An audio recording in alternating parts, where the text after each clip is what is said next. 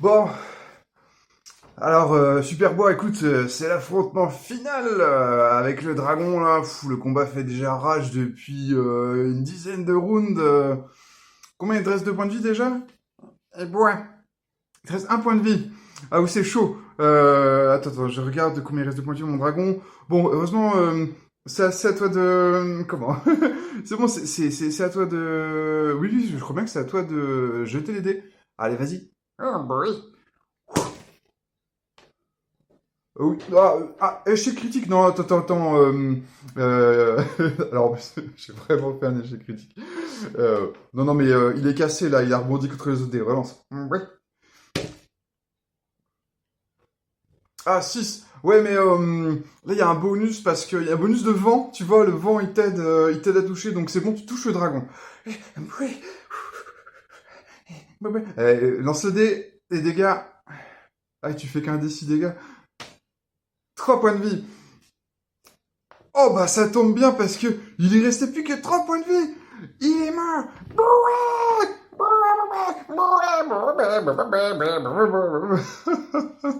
Il croit qu'il est un héros. Il est idiot. Salut messieurs, mesdames, personnes non binaires. Alors aujourd'hui, donc la dernière contenu, on a clôturé le contenu sur la direction artistique. Cette série est terminée. Et donc on va démarrer une nouvelle série qui est assez connexe en fait. Cette série, elle s'appelle Tes masques de MJ. En fait, en tant que MJ, tu joues une sorte de comédie, tu adoptes des postures, tu mets en scène ta propre pratique. Et donc, en fait, on est assez proche des thématiques qu'on a déjà abordées dans la série précédente, puisqu'on va à nouveau parler finalement de théâtre, de mise en scène. Cette thématique du théâtre, justement, on va la filer en tout premier lieu dans ce premier sujet, le jeu de rôle comme théâtre de l'illusion. Oui, j'ai pas mis ma tenue théâtrale, tant pis. Alors, le jeu de rôle, pourquoi je dis que le jeu de rôle est le théâtre de l'illusion? Eh bien, en fait, parce que le paradoxe du jeu de rôle, c'est que on fait comme si on faisait comme si. On fait semblant de faire semblant. Mais mais où est-ce qu'il est parti? Je vais m'expliquer tout de suite. En fait, la réalité imaginaire qu'on crée, voilà, en faisant une partie de jeu de rôle, elle répond pas aux lois qu'on prétend qu'elle suit. Par exemple, on dit que ça suit la loi des règles du jeu, mais les règles du jeu, en fait, en réalité, du fait que le jeu de rôle est un jeu incomplet, c'est-à-dire que les règles du jeu ne couvrent pas toutes les situations, elles en couvrent seulement une partie, et du fait qu'il y ait une triche, une adaptation, une compensation, donc en fait, voilà, qu'on s'accommode en fait, en réalité, avec les règles, ça fait qu'en fait, les règles d'un jeu de rôle, c'est celle qui est dans le manuel du maître de jeu, eh bien, ce ne sont pas une physique, c'est pas la physique du monde, c'est un langage, le langage du monde, c'est très différent. Pour autant, cette supercherie, parce que c'en est une, elle est nécessaire en fait à l'immersion. C'est-à-dire que collectivement, on préfère se dire que on explore une réalité virtuelle qui est régulée. On préfère se dire ça plutôt que de se dire qu'en fait on fait une construction narrative ou même qu'on joue à un jeu. Alors bien sûr, du coup, je pense qu'il est largement temps que je fasse ce disclaimer. Euh, Ça, je dirais que c'est en quelque sorte le paradigme dominant. Il va y avoir des exemples à la marge où le jeu de rôle est autre chose que le théâtre de l'illusion. Mais dans le paradigme dominant, le jeu de rôle et le théâtre de l'illusion et les règles en sont sont en fait des mécanismes de théâtre, des poutres, des rideaux, des déguisements, des effets. Voilà, ce sont simplement des outils. Les règles sont des outils de mise en scène plus qu'elles ne sont des règles comme on a dans un jeu de plateau, où dans un jeu de plateau, les règles sont littéralement la physique du jeu de plateau, quoi. Donc voilà, je pense que dans le paradigme dominant, la plupart des joueurs en fait recherchent une réalité virtuelle. Cette réalité virtuelle, elle peut être imparfaite, c'est-à-dire que la plupart des joueurs, sauf quand on est immersionniste, Mais si on n'est pas immersionniste, la plupart des joueurs acceptent que cette réalité virtuelle, elle soit imparfaite, qu'elle soit soumise à moult interventions méta, voilà, qu'elle soit coupée par du hors-jeu, qu'on puisse commenter cette réalité virtuelle en même temps qu'on l'explore. Ça, c'est accepté, toléré. Mais, alors, je renvoie à ce sujet sur un podcast que j'avais fait avec l'équipe de Ludologie, qui était où on essayait d'aborder en fait c'est quoi le concept de réalité virtuelle dans les jeux. C'est-à-dire que la plupart des jeux, en tout cas les jeux on va dire ludonarratifs, les jeux qui ont une histoire, qui ont une fiction, la plupart des jeux peuvent être aussi vus comme des formes de réalité virtuelle différentes. Que ce soit le jeu vidéo, le jeu de plateau, le jeu de rôle, et puis bien sûr, entre guillemets, la vraie réalité virtuelle, c'est avec le fameux casque, quoi. Bon, tout ça en commun, tous les médias ludonarratifs sont des formes de réalité virtuelle, et on voyait ce qu'il y avait en commun entre, et ce qu'il y avait aussi des différents, bien sûr. Et donc voilà, pour moi, l'aspect réalité virtuelle, pour la plupart des gens, il est toujours plus recherché que l'aspect co-création d'une histoire ou que l'aspect jeu. D'ailleurs, je vous renvoie à mon article qui s'appelait «Le jeu de rôle n'est pas un jeu», qui est assez connexe avec ce qu'on va discuter aujourd'hui. Alors, un petit commentaire de Guillaume Rioux, qu'on remercie au passage, hein, parce que bon voilà, il me sert de sparring partner depuis pas mal de temps maintenant, et donc à nouveau, il a étayé ma réflexion. Donc Guillaume Rioux nous dit, bah, je suis d'accord, je pense que pour lui, le livre de jeu de rôle, en fait, le livre de jeu de rôle, on va inclure dedans les lois de l'univers, les règles ludiques, le contexte fictionnel. En fait, ça reste un support de narration par et pour les personnages. Voilà, en fait, on va utiliser un outil de narration qui est le livre de jeu de rôle et on va faire croire que c'est une réalité virtuelle.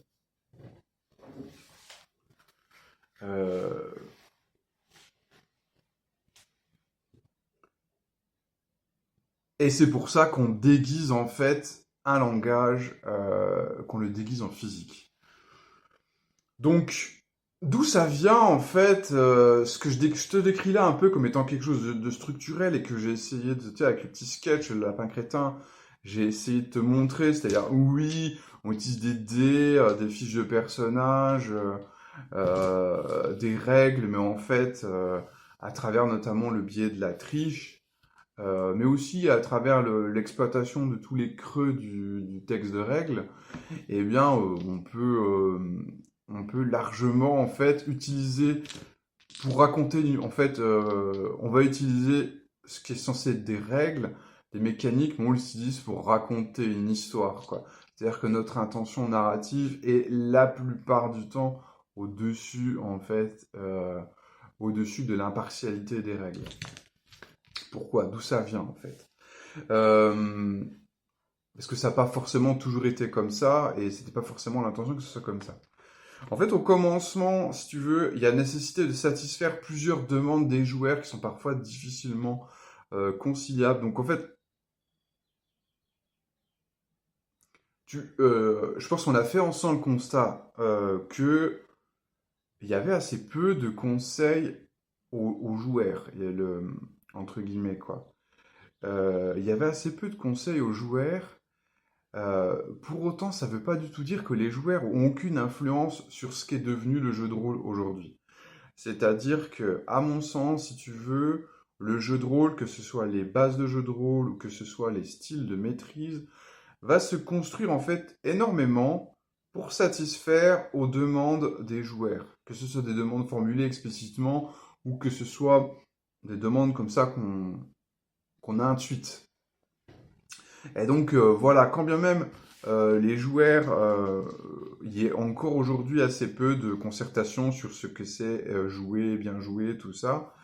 Eh bien, les joueurs ont énormément façonné le média. En fait, alors c'est sans doute valable pour pas mal d'autres médias, hein, enfin, je veux dire, et c'est pas Je veux pas non plus te dire que c'est le jeu de rôle, il est ce qu'il est uniquement du fait de l'influence des joueurs. Je suis en train de te dire que l'influence des joueurs sur ce qu'est devenu le jeu de rôle est quand même quelque chose d'important et qui est vraiment à prendre en compte. Et là, je pense que sur ce côté théâtre de l'illusion, en fait, l'influence des joueurs est assez énorme. Non pas que les joueurs aient demandé le théâtre de l'illusion, mais que les joueurs aient formulé certaines demandes euh, qui ont été solutionnées par la création du théâtre de l'illusion. Alors c'est quoi ces demandes? Il y a la suspension consentie d'incrédulité. D'ailleurs, cette idée que, au préalable, dans les livres, mais après évidemment au théâtre, au cinéma, il y avait une forme de pacte de lecture. Le pacte de lecture en lecture, quoi, c'est l'auteur te propose quelque chose, l'auteur te propose quelque chose, mais toi en tant que lecteur, tu dois, en fait, il y a des droits et des devoirs des lecteurs, quoi, en gros, quoi, et notamment un des devoirs des lecteurs, eh bien, c'est de suspendre, de consentir à suspendre leur incrédulité, de consentir le temps de la lecture à croire que c'est possible que dans un trou vivait un hobbit et ainsi de suite, alors que bon. C'est clairement du flan, quoi. C'est clairement des fables. Et en fait, l'idée de la suspension consentie d'incrédulité, c'est d'abord une demande qui est faite au lecteur, et si on reporte en jeu de rôle aux joueurs, qui est de bah, faites un effort pour faire comme si la fable que je vous raconte est vraie. Parce que, en tant que fabuliste, je ne pourrai jamais véritablement vous convaincre que dans un trou vivait un hobbit. Tout le monde sait que les hobbits, ça n'a jamais existé, que la Terre des Milieux n'a jamais existé. Je pourrais la décrire de la façon la plus convaincante possible, que vous n'y croiriez tout de même pas. Pas bon.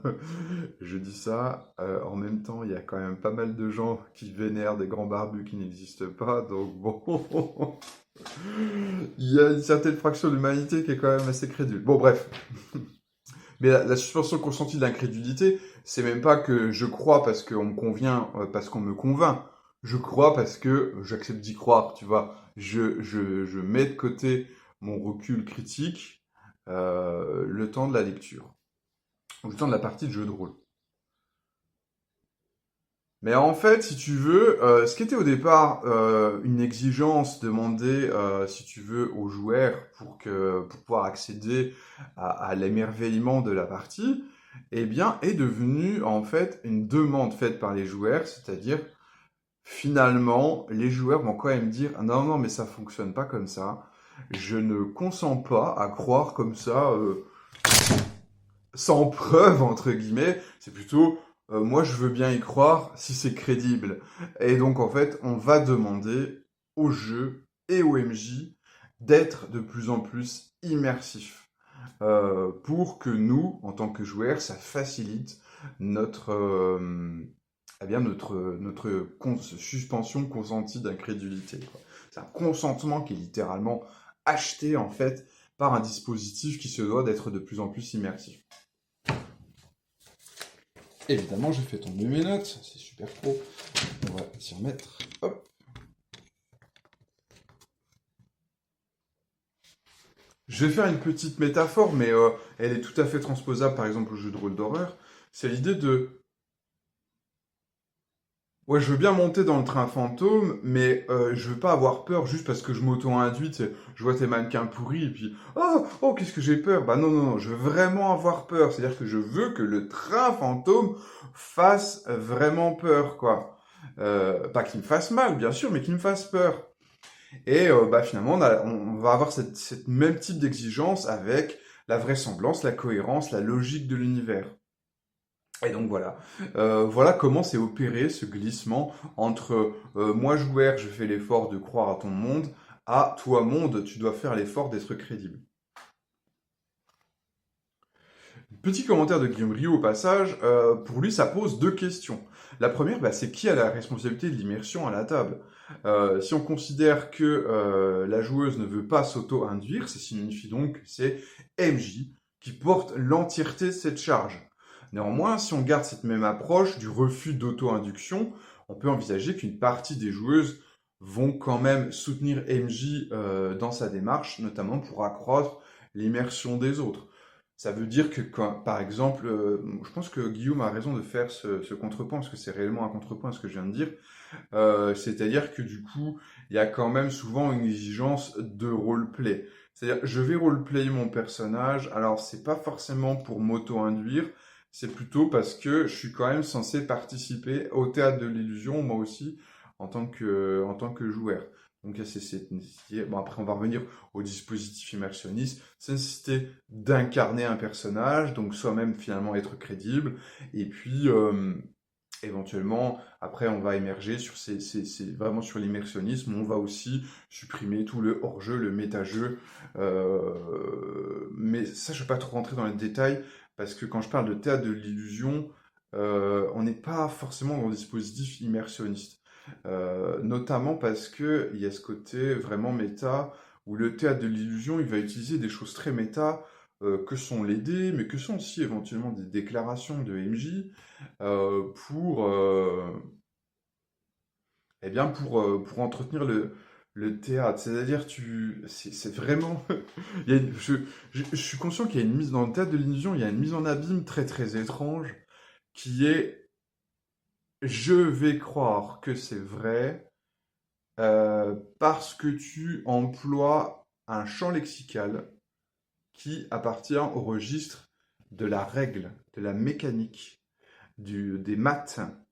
Et donc, du coup, comme tu me parles avec des maths, je vais croire que c'est vrai, quand bien même, en fait, l'usage des maths est frauduleux. D'accord? À nouveau, je te renvoie au sketch du début, voilà, où j'ai fait un usage absolument frauduleux des maths. Euh, enfin, il est fort possible, si tu veux, enfin, ça se voit clairement dans mon exemple que MJ, il a adapté, en fait, il a adapté le déroulé du combat en fonction de, il voyait la jauge du barbare qui arrivait à 1, il s'est dit, ok, moi je veux pas que le barbare meure, tu vois, mon illusion est que le barbare c'est un héros, que les barbares ça meurt pas en combat contre des dragons. Ça se trouve, en fait, si tu veux, sur la fiche du dragon, le dragon, il a peut-être encore 150 points de vie, tu vois, mais bon, c'est pas le but. Le but, c'est que le dragon meure. Donc, du coup, au dernier moment, j'ai littéralement décrété qu'il lui restait, en fait, le nom de... Je vois bien que le barbare, c'est sa dernière chance de passer une attaque, après il va mourir. Et donc, le code de dégâts que le barbare inflige, je dis bah, que ça tue le dragon, alors qu'en fait, il lui restait beaucoup plus de points de vie que ça, quoi. Euh, et donc, c'est pas un dispositif immersionniste, parce qu'un dispositif immersionniste, dans l'absolu, il n'utiliserait même pas de mécanique, il pourrait utiliser juste le langage, quoi. Enfin bon, on rediscutera de l'immersionnisme parce que c'est pas forcément vrai ce que je dis. Donc je reprends, j'ai fait une méga parenthèse dans la parenthèse de Guillaume. Donc voilà, Guillaume dit voilà que grosso modo, quand les joueurs font notamment des efforts de roleplay, les joueurs ponctuellement deviennent MJ auxiliaires en le soutenant également en méta-jeu. Ça peut se traduire que par des techniques comme jouer l'impact, hein, qui est présenté par Eugénie. C'est une technique qui donne du poids à ce qui est dit en fait. Donc quand il y a une action du MJ, ou action des autres joueurs, toi par ton personnage, tu réagis de façon, enfin tu donnes un poids à ce qui s'est passé en adoptant une réaction proportionnée avec ton personnage. Et donc voilà, c'est une des spécificités du jeu de rôle où chaque participant peut être à la fois récepteur, émetteur.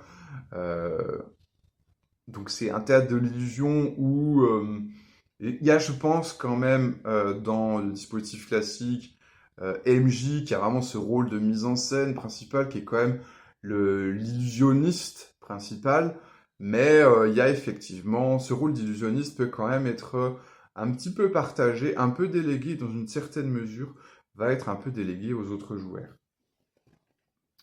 Guillaume aussi nous dit que ça pose une seconde question qui est la distance par rapport au personnage. C'est-à-dire que quand on demande par exemple dans un jeu de rôle d'horreur que ça fasse vraiment peur, ça signifie que ça me fasse peur à moi, joueur, quoi. Et donc, en fait, pour que la peur ressentie par le PJ soit crédible, il faut que ça fasse également peur eh bien, aux joueurs. Donc, en fait, c'est ce qu'on appelle Alors du bleed. Alors Guillaume emploie le terme de bleed in. Alors, il y a deux sortes de bleed, le bleed in et le bleed out. Je me rappelle jamais c'est dans quel sens ça marche. En grosso modo, il y a un bleed, c'est-à-dire une coulure émotionnelle, une contagion émotionnelle du personnage vers voilà du personnage vers les joueurs quoi. Mais il y a aussi une contagion dans l'autre sens, contagion en fait des joueurs vers le personnage quoi. Après, je pense que dans le théâtre de l'illusion, on va surtout parler de la contagion du personnage vers le joueur. C'est ça qui est recherché en priorité.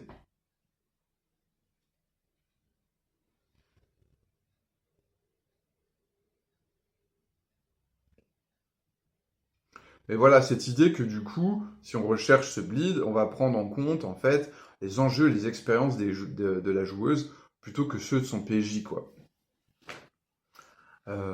Ça rajoute une couche méta au théâtre de l'illusion, puisque en fait, en quelque sorte, vraiment, on s'intéresse assez peu à la fiction en fait dans le théâtre de l'illusion. On s'intéresse à produire des effets euh, sur, euh, sur les joueurs. Et donc la fiction, bah, on va la tordre en fait. La fiction, on va aussi bien tordre la fiction que les mécaniques pour arriver à créer des effets sur les joueurs.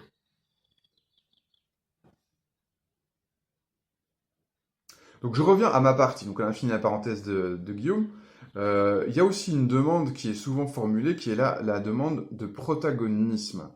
C'est-à-dire que les joueurs veulent être protagonistes. C'est-à-dire que les joueurs veulent que leurs PJ soient les personnages principaux de l'aventure. Je ferai un contenu qui critique le protagonisme, ça s'appellera En finir avec le protagonisme. Je ne sais pas du tout quand est-ce qu'il va sortir. Euh, Autre demande qui est la possibilité d'impact des personnages. J'en parle notamment dans le contenu de la liberté d'action des personnages. Alors déjà là, on a une espèce de trio de demandes qui peuvent être un peu contradictoires. Enfin, le protagonisme, si je suis le personnage, alors, je veux être le personnage principal, je veux que ces actions aient de l'impact et je veux que j'ai une liberté dans mes choix. D'accord? Eh bien, des fois, le théâtre de l'illusion a du mal à comment? À satisfaire ces trois demandes en même temps. Il va essayer de faire un équilibre entre ces trois demandes. Autre demande, bien sûr, c'est la demande de participer à une bonne histoire. Euh, et, qui n'est pas forcément la même chose, mais c'est assez proche, mais c'est pas forcément la même chose, la demande d'aboutir les scénarios. Ça, c'est un peu aussi à rejoindre avec le protagonisme, mais on veut aller au bout du scénario, et sauf dans le paradigme du jeu d'horreur, où du coup la défaite des personnages est assez largement acceptée, on veut réussir le scénario, quoi. Hein. Euh, à nouveau, je suis conscient que ça peut contredire d'autres demandes que j'ai faites, notamment la réalité virtuelle. Parce que si on a une réalité virtuelle qui est vraiment régulée, on peut pas tenir une promesse de tu vas toujours réussir le scénario.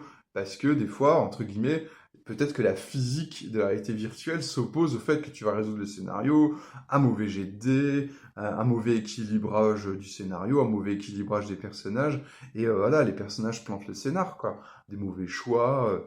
Et ainsi de suite, quoi. Donc, tout ça, voilà, le théâtre de l'illusion est quelque part une espèce de grande arnaque qui est, oui, j'entends bien toutes vos demandes, elles sont clairement pas compatibles les unes avec les autres, mais le théâtre de l'illusion est une réponse à toutes. Alors, bien, alors après, c'est ça qui est dramatique, c'est que là, je te fais comme ça, comme s'il y avait une espèce de contrat social clair entre MJ et les joueurs, mais bien sûr, le théâtre de l'illusion n'est jamais un contrat social clair, enfin formulé, quoi. C'est quelque chose de tacite, c'est-à-dire, c'est l'éléphant au milieu de la pièce.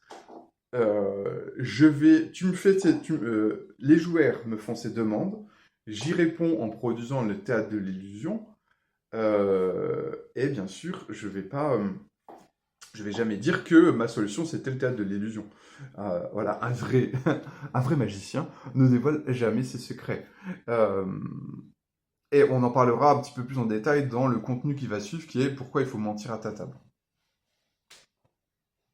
Dernière demande, c'est ressentir des émotions fortes. Bon, moi j'en ai un petit peu parlé. Du coup, je vais céder la parole à Guillaume Rioux qui avait pas mal de choses à dire sur cette idée de ressentir des émotions fortes. Donc, il nous dit, bien sûr que la question de bleed, elle est au cœur du sujet concernant ce fameux comme si on faisait comme si. Quand bien même des fois il y a une distance fictionnelle, il ne faut pas négliger le pouvoir des métaphores qui nous influencent sans que l'on en ait conscience. Et donc là, il nous renvoie aux travaux de Lakoff et Johnson, les métaphores dans la vie quotidienne. Je te retrouverai le texte. Cette idée que, voilà, le terrain finalement métaphorique, qui est une aventure de jeu de rôle, il est conçu pour provoquer des émotions chez nous, même si c'est pas des choses qui nous arrivent vraiment, même si c'est pas des choses qui risqueraient de nous arriver, voire même des choses, dans le cadre évidemment de science-fiction surnaturelle, des choses qui sont impossibles que ça arrive, eh bien, ça va quand même nous provoquer des émotions. En tout cas, c'est designé pour nous provoquer des émotions par l'emploi de métaphores, en fait, qui sont émotionnellement impactantes. Et ainsi, les histoires vécues par nos PJ, elles peuvent refléter, à une autre échelle bien sûr, des problématiques auxquelles nous, joueurs, on va être confrontés. Euh, et finalement, d'ailleurs, la distance entre nous et le personnage peut favoriser la réception d'un message. C'est comme ça, finalement, notamment qu'on peut parler de tout un tas de problématiques qui seraient assez douloureuses. Bon, voilà, toutes les oppressions, par exemple, la violence, ainsi de suite, enfin plein de choses, même la romance. On arrive en fait à rentrer dedans parce qu'il y a quand même cette distance. Jenny parle du personnage comme bouclier.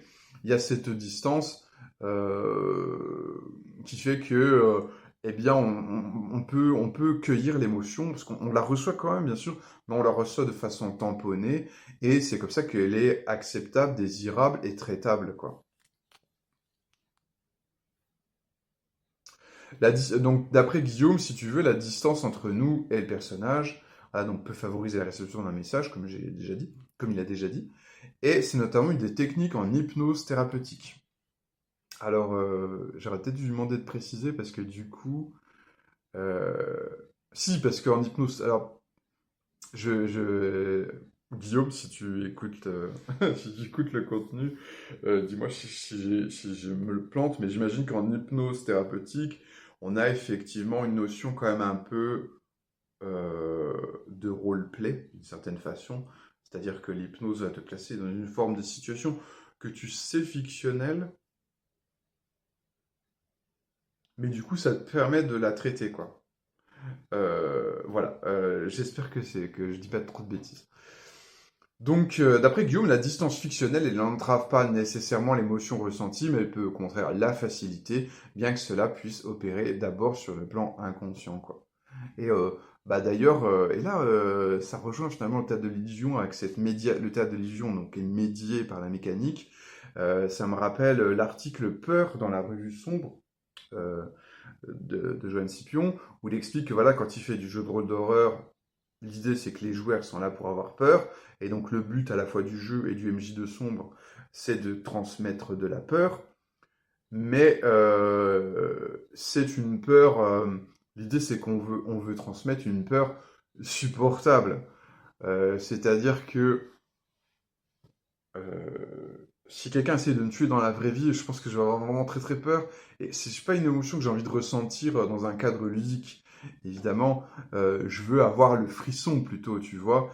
Et l'idée, c'est que on va maintenir une pression sur les éléments fictionnels que sont le personnage, par exemple. Et en fait, la réponse qui est donnée dans Sombre, elle est très claire. C'est une horreur qui est extrêmement basée. Le fondement principal de Sombre en tant que jeu, et c'est en ça d'ailleurs que c'est pas un jeu de rôle d'horreur comme les autres.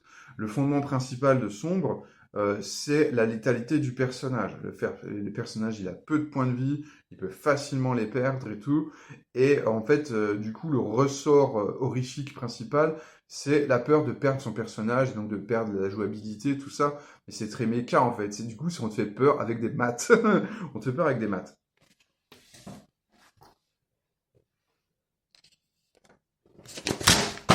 Oh, faut que je trouve une autre solution pour tenir mes. J'ai encore fait tomber mes notes. Hop, tac.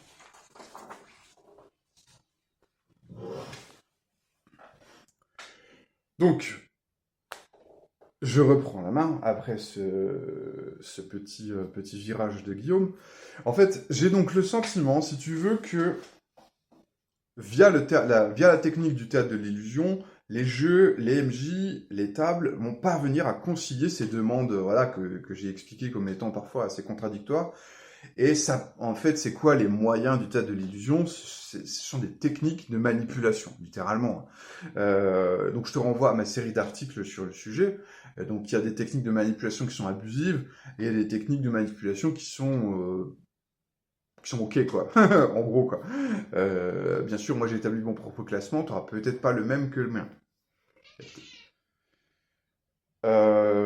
Mais du coup, en fait, grosso modo, le théâtre de l'illusion, il va effectuer... Donc là, on a vu les demandes des joueurs, maintenant on va voir les promesses du théâtre de l'illusion. Le théâtre de l'illusion, il va effectuer des promesses. D'ailleurs, ces promesses sont rarement elles-mêmes formulées de façon brute de décoffrage, elles sont un peu détournées. Et je vais t'expliquer comment le théâtre de l'illusion répond à ces promesses. Une des promesses qui est possible, c'est la promesse vous êtes les héros. Alors je te renvoie, je fais un article sur les trois types de jeux de rôle. Il y a les jeux de rôle héroïques et les jeux de rôle horrifiques et les jeux ou survivalistes. Les jeux de rôle héroïques, c'est tu vas gagner. Les jeux de rôle survivalistes, c'est tu vas perdre, quoi, en gros, quoi. Enfin, horrifique, quoi. Et pour finir, il y a les jeux de rôle de spécialistes, c'est tu vas perdre ou tu vas gagner selon que tu joues bien ou mal, quoi. Bon, bref. La promesse du jeu de rôle héroïque, par exemple, c'est vous êtes les héros, vous allez gagner. Vous allez gagner le scénario. Mais en fait, c'est assez rare que ton MJ illusionniste, il va dire oui, non, mais de toute façon, vous allez gagner le scénario. Il va le dire autrement, il va dire ouais, vous êtes des héros, vous avez des gros muscles, regardez vos codes de dégâts extraordinaires, voilà, ainsi de suite. Et puis évidemment, donc, tu vois, dans la présentation, dans le contrat de table, on va le dire de façon un peu différente. Ouais, clairement, vous êtes un peu les plus grands, voilà, vous êtes les plus grands guerriers de la région et tout. Voilà, il va pas dire, bon, vous inquiétez pas, de toute façon, je m'arrangerai pour que vous gagniez, quoi. Il faut qu'il y ait une incertitude, quand bien même elle est frauduleuse. Et bien sûr, en cours de jeu, la technique classique, bah, je te l'ai montré dans l'exemple, c'est notamment, le MJ va littéralement tricher avec les dés pour que on réussisse éventuellement sur le fil, c'est encore mieux. C'est-à-dire que une victoire écrasante, genre on roule sur le dragon dès le premier round avec personne n'est blessé, c'est pas non plus satisfaisant. On veut une victoire sur le fil et tout. Donc c'est vraiment, en fait, on chorégraphie la triche. La triche de MJ est littéralement chorégraphiée pour amener à un scénario particulier, quoi. Et d'ailleurs, dans la promesse qui est littéralement inverse, vous serez des victimes, eh bien, la triche est tout autant chorégraphiée. C'est-à-dire que, eh bien, par exemple, je reprends Sombre à nouveau, c'est expliqué dans les quick shots, les techniques d'improvisation de Sombre. Eh bien, l'idée, c'est que il faut avoir notamment ce qu'il appelle un antagoniste de rechange, c'est-à-dire, t'envoies un méchant, t'as essayé de lui donner des caracs qui fait qu'en théorie, le méchant, il peut allonger la plupart des personnages. L'idée, c'est qu'il faut qu'il y ait entre 0 et 2 personnages survivants. Si on a qu'un, c'est vraiment mieux, quoi. Bon, je crois que je suis en train de te refaire toute la vidéo pourquoi c'est le dirigisme, c'est le bien. Donc je te renvoie de toute façon au contenu pourquoi le dirigisme, c'est le bien. Et voilà, l'idée c'est que alors c'est dans Sombre, on triche pas avec les dés, c'est-à-dire que les dés sont jetés devant l'écran, mais ça, à la limite, c'est une forme de théâtre de l'illusion quand même, parce qu'en fait, MJ jette devant l'écran, donc ça fait croire que le jeu est, tu vois, ça fait un peu croire comme ça que le jeu, il est, euh, il est arbitré par les règles, quoi. Mais en fait, avec ce truc de antagoniste de rechange, bon, bah en fait c'est pas vrai parce qu'il y a quand même un joker, quoi. Tu vois, il y a un joker, c'est pas de la triche au dé, mais c'est juste que oh, ok, bah si mon méchant il se fait ratiboiser 3 vite, faut que je sorte un deuxième méchant, quoi. Donc c'est une forme, voilà, c'est juste un peu plus retors comme forme de triche, mais c'est de la triche et à nouveau c'est pas sale, quoi. Ça suit un objectif qui est très concret et ça suit une demande des joueurs, en fait. de vivre une expérience précise. Donc une partie de sombre où on éclate l'antagoniste au premier tour sans être blessé, c'est une partie de sombre évidemment ratée, quoi. Une bonne partie de sombre, une partie où le ou les antagonistes vont éclater, 80% des personnages, quoi.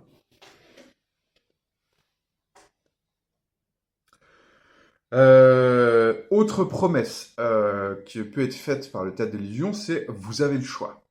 Vous avez le choix, vos personnages ont une liberté d'action, vos personnages sont impactants et tout. Et donc ça, cette promesse, le théâtre de l'illusion peut le tenir, mais d'une façon fragmentée. C'est-à-dire qu'en réalité, les choix, ils vont être scriptés, il y aura des murs invisibles, ou éventuellement les choix vont être binaires. Par exemple, dans une forenza minima, c'est pas scripté, c'est pas scénarisé, c'est improvisé. Pour autant, l'idée, c'est que le but de MJ, c'est de filer des choix binaires, quoi. Euh, et donc, MJ va tordre la fiction, littéralement, va tordre la fiction pour que les choix soient binaires. Généralement, c'est des dilemmes, tu vois, pourris, quoi. T'as le choix entre un peu la peste et le choléra, ou enfin, à chaque fois avec, qui te font avancer vers ton objectif, mais qui sont, voilà, qui sont durs, quoi. Et ça, c'est une forme de théâtre de l'illusion, en réalité. Quand bien même, dans les Forenza Minima, le chat qui vient de passer devant l'écran. Voilà, c'est comme ça, c'est les vidéos de Thomas Munier, c'est le bazar. Autre promesse que peut faire le théâtre de l'illusion, c'est oh, moi, je respecte les règles, c'est équitable et tout. Bah, je te renvoie à l'exemple de Sombre où on jette les dés devant l'écran. C'est ce type de promesse. Euh, mais en réalité, si tu veux, quand bien même MJ ne tricherait pas avec les dés, MJ il a toujours les jeux de rôle dits classiques laissent toujours une énorme marge de manœuvre, puisque de toute façon ces jeux de rôle sont complices du théâtre de l'illusion. Il laisse une énorme marge de manœuvre du fait de l'incomplétude des règles. Du coup, je peux jouer sur la fréquence des jets de dés. Donc, vous savez, il y a le concept de réussite forcée, échec forcé. Je peux jouer sur le seuil des difficultés, qui est souvent assez flexible dans les jeux de rôle traditionnels. Je peux jouer sur ce que je prends dans le bestiaire, c'est-à-dire que, bon bah voilà, si je veux que tu aies l'impression d'un combat épique, je te fais affronter 10 orques, tu vas les éclater parce qu'en fait j'ai quand même pris des orques de niveau 1 et tout. Et voilà, en fait ils sont pas vraiment très forts. Du coup, tu as l'impression d'avoir affronté beaucoup d'adversaires et t'en es super bien sorti. Mais en fait, c'était des troufions, quoi. Et je veux pas te faire l'arnaque inverse qui serait de, tu sais, de faire affronter 3 gobelins, mais en fait, c'est des gobelins chamans de niveau 20 et tout, qui vont t'étaler et tout. Bah non, le théâtre d'illusion fait pas ça, parce que le théâtre d'illusion veut souvent que tu sois un héros, quoi. Donc voilà, souvent dans le théâtre d'illusion, l'équilibrage, c'est une vaste blague. Euh, Enfin, justement, ce qu'on appelle l'équilibrage est une forme de théâtre de l'illusion, parce que ce qu'on appelle l'équilibrage, en tout cas à Donjons et Dragons, ou dans ces jeux un peu dans cet esprit-là, c'est on va doser les rencontres pour que les PJ roulent dessus. C'est ça l'idée. Il faut que les PJ soient plus costauds que la rencontre. Donc tu vas jouer by the book, tu vas vraiment respecter les stat blocks des monstres et tout, mais tu as choisi tes monstres en fait pour qu'ils se fassent éclater, quoi. Et en fait, t'en as même pas le choix. C'est-à-dire que si tu joues à Donjons et Dragons ou à un jeu classique, euh, bah, t'en as pas le choix. C'est-à-dire que le jeu te dit pas. Alors, peut-être que je dis bêtises concernant sur Donjons et Dragons, mais la plupart des jeux ne te disent pas. Bah, utilise ces monstres-là. Alors, bon, ceci dit, malheureusement, c'est un peu tard pour faire ce disclaimer, mais bon, mieux vaut tard que jamais. Il y a un paradigme pourtant qui est assez ancré dans le jeu de rôle traditionnel, qui est quasiment à l'inverse du théâtre de l'illusion. Et ce paradigme, bien sûr, c'est utiliser un scénario officiel. Si j'utilise un scénario officiel et que je le fais jouer à la lettre, eh bien, bah, on n'est plus dans le théâtre de l'illusion, en fait. C'est-à-dire, finalement, on se rapproche de la réalité virtuelle régulée, quoi. Alors, autre promesse du théâtre de l'illusion, ça peut être le jeu sera immersionniste. Et en fait, pour certifier de cette immersion, on va utiliser beaucoup de règles méta en réalité. Comme par exemple dire, bah voilà, il y a un scénario qui est préexistant. Bon, voilà, c'est pour ça que je suis un petit peu hors sujet, mais tant pis, je continue sur mon exemple sur l'immersionnisme. En fait, l'immersionnisme, c'est un esthétique. Ou plus exactement, c'est un contrat social, un contrat de table. Ça tient pas au contenu de la fiction, mais à la façon dont cette fiction est construite. C'est-à-dire, souvent, l'immersionnisme va demander à ce que on utilise un scénario préexistant, et éventuellement de préférence à nouveau pas écrit par INJ, hein, pour que ce soit un scénario officiel. Parce que du coup c'est plus réel. Voilà, enfin c'est totalement un montage ce que je raconte. Mais voilà, c'est comme ça, c'est le contrat social immersionniste. C'est un contrat social qui est très étrange, qui est voilà, on se raconte des histoires, littéralement. On se raconte des histoires que si c'est un scénario officiel, ce sera plus vrai que si c'est MJ qui improvise le truc au fur et à mesure, c'est comme ça.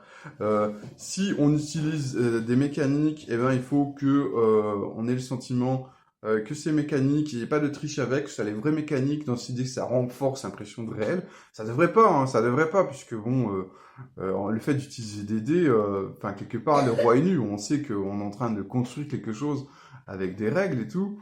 C'est aussi pour ça que là, sur le dispositif immersionnisme, il y a un questionnement entre l'immersionnisme avec des mécaniques, donc un emploi particulier des mécaniques. Les mécaniques sont là pour être arbitre de la réalité virtuelle et amener un côté concret, solide et tout. Et on va avoir un immersionnisme plus freeform, où là, on est vraiment sur le langage. Je pense que c'est deux sous-écoles un peu concurrentes. Tac. Petit commentaire de Guillaume Rio à ce propos. Bah, pour lui, Guillaume est d'accord pour que l'immersion advienne. Eh ben, en fait, il faut que la narration, elle prime sur la fiction. C'est-à-dire que ce qui compte, c'est pas la fiction, mais c'est la façon dont on l'amène, quoi. Dont on la met en scène. Je te renvoie évidemment au contenu sur la mise en scène en jeu de rôle. Et donc, d'après Guillaume, on peut même affirmer que le métafictionnel, comme les musiques, l'éclairage, les costumes, et globalement les outils de convergence. Donc, convergence, c'est quand tu fais la même chose que ton personnage. Bah, par exemple, je sais pas, on pourrait dire que si tu ressens une émotion forte, ça fait évoluer des jauges émotionnelles de ton personnage. Ça peut être la convergence, ça peut être quand tu jettes le dé, un peu comme tu jetterais une épée, tu vois. Cette idée de, quand on fait une action concrète, on utilise les dés à chaque fois, ça rend l'action, tu vois. Le personnage fait quelque chose, donc je fais quelque chose, je jette les dés, tu vois.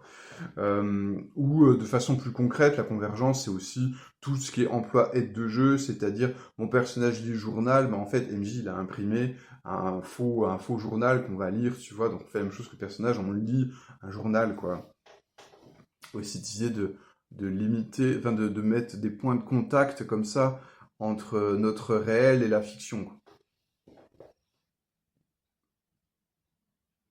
Et donc tout ça, ça participe à l'immersion. Mais c'est pas de la fiction, c'est la façon dont la fiction elle est mise en scène, tu vois. Euh, ça change rien à la fiction qu'on ait une aide de jeu pour le journal ou pas, ça ne change rien à la nature de la fiction, c'est toujours la même fiction. D'accord? Donc en fait, c'est la mise en scène. En réalité, ce qui est important dans l'immersionnisme, c'est pas la fiction, c'est la mise en scène. Et bien sûr, le fait de ne pas faire de hors-jeu, de méta-jeu, tout ça, fait aussi partie, c'est purement de la mise en scène, quoi. Alors, dernière promesse du théâtre de l'illusion. Bon, je suis désolé sur l'immersionnisme, mais je pense que j'ai fait un virage, mais bon, tant pis. Dernière promesse du théâtre de l'illusion, c'est vous serez les protagonistes, vous serez les personnages principaux de l'histoire. Et donc, c'est aussi ce qu'on appelle le jeu centré sur les personnages. En réalité, ça repose sur beaucoup d'artefacts manipulatoires de la part de MJ. Que ce soit des questions orientées, genre comment... Ah, mais en fait, le grand méchant, qu'est-ce qui te relie à lui, de quelle façon il t'a déjà fait du mal, tac, bah voilà, je fais ça pour que d'un coup, affronter le grand méchant, c'est pas juste une mission qu'on te donne, mais en fait, ça devient un truc personnel. Mais en réalité, tu vois, je l'ai totalement induit, j'ai utilisé une technique manipulatoire qui est la question orientée. Il y a des techniques de fusion, c'est-à-dire que si c'est écrit dans le background d'un personnage que il est à la recherche de l'assassin de ses parents, ah bah, très opportunément, il va découvrir que le sorcier, le sorcier sur la montagne, eh ben, il se trouve que c'est lui qui a assassiné ses parents. Ah, c'est fou ça! Hasard de dingue! Bon. Alors, pour conclure avec tout ça, est-ce que le théâtre de l'illusion, c'est mal? Ben non, en fait. Moi, je pense pas du tout que c'est mal. Je suis persuadé que je le pratique assez régulièrement. Dans l'idée où je veux produire des effets émotionnels sur les joueurs, et du coup, souvent le théâtre de l'illusion est un très bon outil pour y arriver, et les joueurs, ça leur convient, parce que finalement, je parlais de demande, mais c'est cette idée de ressentir des émotions, et quand même, je pense, quelque part, la demande numéro 1, qui est la plus couramment formulée, et le théâtre de l'illusion y répond très bien. Je vais donner un exemple d'une partie très récente. J'ai fait jouer à Légende de la Garde, la version PBTA. Donc, c'est censé être un PBTA, un truc où on respecte pas mal les règles, tu vois, c'est ce que j'ai fait, j'ai respecté les règles, mais j'ai quand même filouté. C'est-à-dire que mon objectif, c'était que les personnages doivent venir en aide à une petite mémé et sa famille qui était partie cueillir des provisions au beau milieu d'une tempête. Et je voulais que, en fait, pendant cette opération de sauvetage, une faction antagoniste, en fait, aux gardes, en fait, littéralement une faction qui voulait prendre le poste des gardes, devenir garde à la place des gardes. Ben, je voulais que cette faction profite de la tempête et que les personnages aient déjà été subis de l'attrition pendant la tempête pour venir les attaquer et en fait les achever, quoi. Alors, j'aurais pu, si j'avais voulu être vraiment, je respecte les règles et tout, ce qu'il aurait fallu faire, c'était commencer immédiat res. C'est-à-dire, hop, vous êtes, il y a cette famille qui est partie dans la tempête, vous êtes parti les chercher, donc vous arrivez, et là, au milieu de la tempête, ils sont attaqués par un prédateur, et vous devez les aider, tac, tac. Bon, là, c'est à peu près sûr qu'ils vont prendre de l'attrition, et donc juste après la fin du combat avec le prédateur, bim, il y a cette faction qui vous est concurrente, qui vous attaque, et je trouve que vous êtes déjà pas mal blessé, ils vont peut-être finir le boulot, quoi. J'aurais pu faire comme ça, mais je trouvais que l'effet émotionnel n'était pas très intéressant. Et donc ce que j'ai fait, c'est que ces situations, je les mis en scène, certes, mais au bout de 1 heure, quoi. C'est-à-dire que j'ai passé 1 heure à présenter la famille, j'ai passé 1 heure à présenter la faction antagoniste, mais qui cache son jeu, tu vois. Et en fait, notamment, cette faction antagoniste, ils ont poussé les personnages à rester boire un coup à la taverne avec eux. Eux, en fait, ils buvaient pas vraiment, mais ils essayaient de saouler les personnages, et surtout les retenir un maximum la nuit pour qu'ils soient fatigués, parce qu'ils se doutaient que la famille, elle allait partir. J'ai aussi, du coup, j'ai foreshadowé que la famille dit, ouais, franchement, on n'a pas assez de provisions, il faudrait bien aller en chercher quand même. Les gardes ont dit, non, mais on peut faire votre face. Elle a dit non, c'est pas votre boulot, vous êtes des gardes, vous n'êtes pas des ramasseurs de carottes, donc voilà, c'est nous qui devons faire ça. Donc j'ai foreshadowé plein de trucs, enfin j'ai joué un jeu très très dangereux, hein.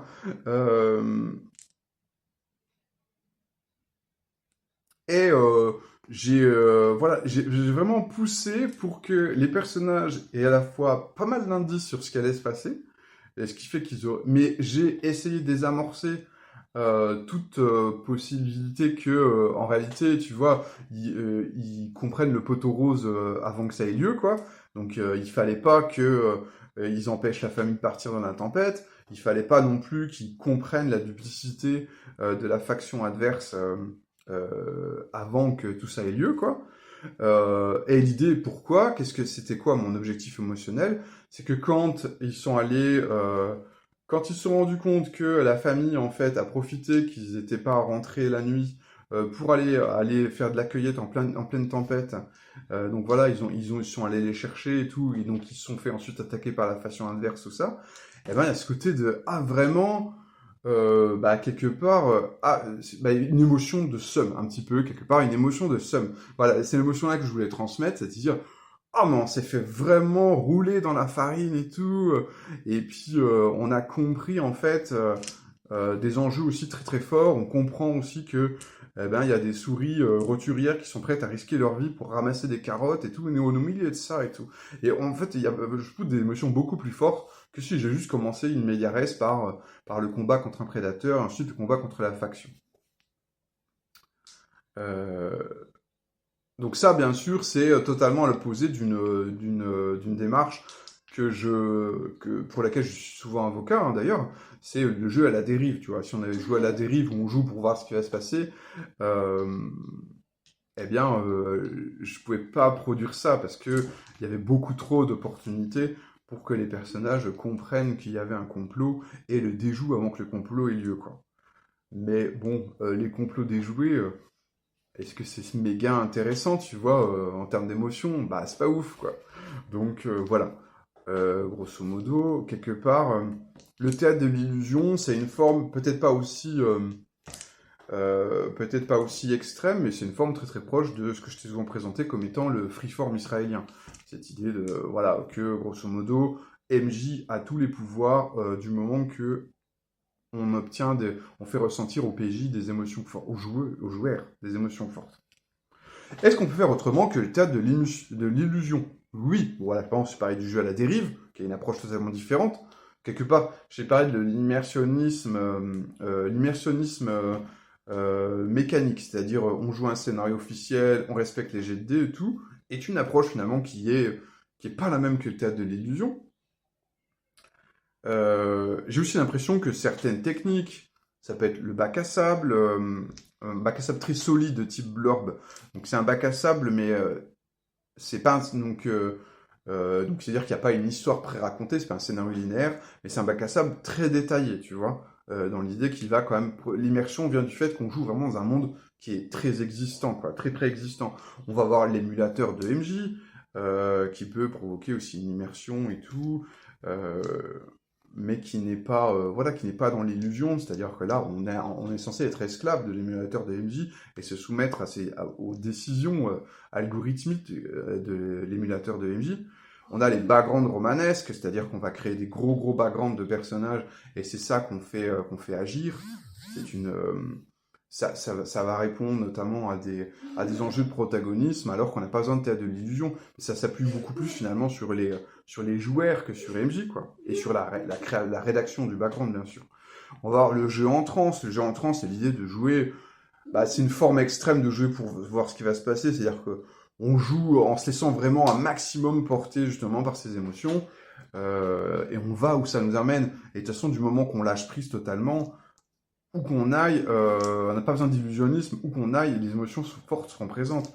On a bien sûr les jeux forgiens qui sont littéralement la contre-proposition la plus claire et nette au théâtre de l'illusion. Les jeux forgiens, en gros, c'est des jeux où la mécanique prime à la fois sur MJ, mais prime également sur le scénario. Il y a finalement... Voilà, on va avoir le player facing, donc c'est le fait de jouer, de jeter les dés devant l'écran, quoi. Hein, donc qui est cette idée de remettre sur le devant de la scène vraiment l'aspect des règles comme physique et non pas comme langage. Donc voilà, tout ça c'est des techniques, je pense, qui peuvent répondre aux demandes que j'ai formulées précédemment, demandes de joueurs, qui sont un substitut, qui sont une alternative au théâtre de l'illusion, mais elles ont un point commun toutes que je les trouve en fait assez coûteuses, quoi. C'est-à-dire que avec un théâtre de l'illusion un peu OSEF, tu vois, un système, tu sais, Free Kriegspiel, tu vois, voilà, avec un MJ qui improvise des règles au fur et à mesure, qui improvise des stats au fur et à mesure, on peut avoir des parties avec des émotions très très intéressantes, et ça coûte, cognitivement, c'est pas cher, quoi. Enfin, on peut aussi lâcher prise de ces demandes, c'est un truc, mais ces sortes de diktats des joueurs qui nous contraignent, en fait, à des formules qui sont soit manipulatoires avec le théâtre de l'illusion, soit coûteuses avec les autres formes que je t'ai élaborées. On peut lâcher prise de ces demandes, mais le problème, en fait, c'est que peu de joueurs y parviennent. C'est des demandes qui sont très très communes, qui attirent beaucoup de personnes vers le jeu de rôle, et c'est finalement assez rare que les joueurs lâchent prise de ces demandes, de ces exigences, quoi. Mais une fois qu'on a lâché prise de ces exigences, ça va ouvrir à la voie au jeu en transparence, à l'impro. Du coup, l'impro, d'un coup, redevient clairement légitime. MJ a le droit d'improviser, les joueurs aussi, et on s'en cache pas. Ça va ouvrir la voie à la narration partagée, voire au jeu sans MJ, et bien sûr, ça ouvre la voie aux story games, tout ce qui est jeu, où le fait qu'on construise une histoire est clairement visible, c'est pas du tout caché, quoi. Dernier point, on va conclure avec Guillaume qui nous dit on peut même trouver son plaisir dans d'autres formes d'immersion que l'immersion dans la fiction. Par exemple, on peut s'immerger dans l'activité ludique elle-même. Voilà, on retrouve ces côtés de jouer un jeu, activité ludique ou activité sociale. Et donc ça va rejoindre notamment l'état de flow, c'est-à-dire que le défi ludique va nous plonger dans un sentiment de flow qui correspond en fait à une hyper-focalisation sur l'activité elle-même, quoi. Donc on remet l'aspect jeu du jeu de rôle un peu sur le devant de la scène, quand bien même pourrait rester assez factice, mais dans l'idée quand même de la notion de défi proportionné, tu vois, de défi équilibré, permet justement de rentrer dans un sentiment de flow, qui est une forme d'hyper-focalisation. Et voilà, et du coup, on a cette immersion comme ça par la mécanique, qui permet voilà, de substituer aux immersions plus classiques, qui est l'immersion dans une réalité virtuelle. Bien, c'était un énorme morceau. Ça parlait finalement de MJTage, mais aussi ça nous a permis quand même de parler de l'influence des joueurs sur la structure même des jeux de rôle, en tout cas des jeux de rôle classiques.